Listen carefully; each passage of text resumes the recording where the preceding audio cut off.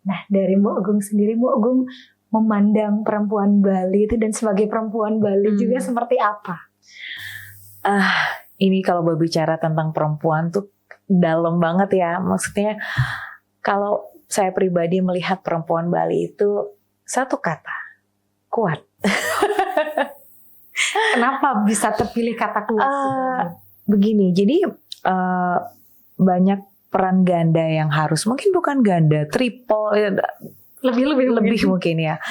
Satu, kalau misalkan sudah menikah itu berperan sebagai seorang ibu, kemudian sebagai perempuan Bali yang menikah tuh kan ngayah di tempat suami ya, maksudnya kayak di Banjar, kayak di puranya itu juga perannya. Belum lagi kalau perempuan Bali yang selain menjadi ibu rumah tangga, kemudian ngayah juga, kemudian bekerja juga untuk membantu suami untuk mencari nafkah, itu dari situ saya melihat banyak banget teman-teman saya juga sebagai perempuan Bali yang menjalani itu semua. Jadi satu kata untuk perempuan Bali itu kuat.